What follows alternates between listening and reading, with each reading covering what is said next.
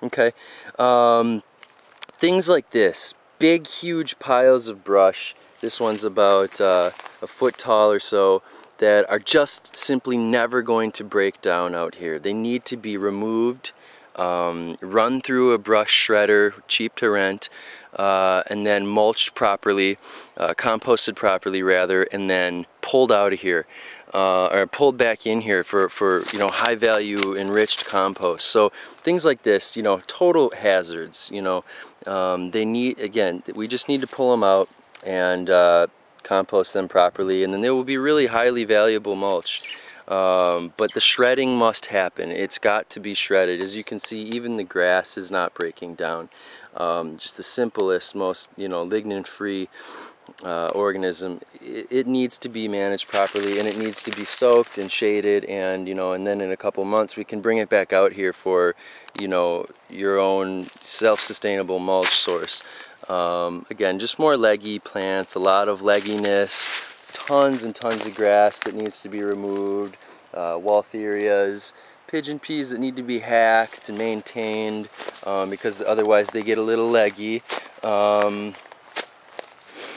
We've got, you know, a couple things that aren't getting water, and you know, I've gone through the irrigation and I've checked it out, and really all it is we just need a couple really cheap sprayer heads. We can get some at Kona Irrigation. It'll be less than $20 to replace the whole firebreak with them.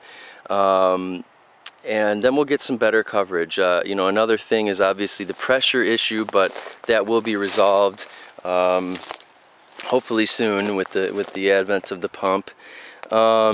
Anyway, again, just more brush on the ground that's not getting broken down, and I personally, you know, again, I would suggest to pull a lot of the bigger stuff out of here, things like that, run it through a shredder. We can mulch, compost it properly, get it back out here, and, you know, in the meantime, we'll run the ipamoyas all over the ground, because they are seriously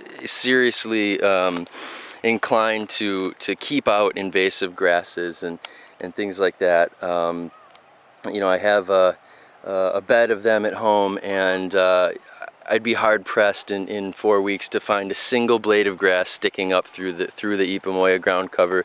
So it's something that I'm not just suggesting, I'm really pulling for that one, because it will, hands down, without a doubt, if irrigated properly, totally eradicate this sort of mess. I mean, this is kind of a nightmare. As you can see, there's a lot of good plants living, but we need to get this stuff out of here, the grass and the Waltheria.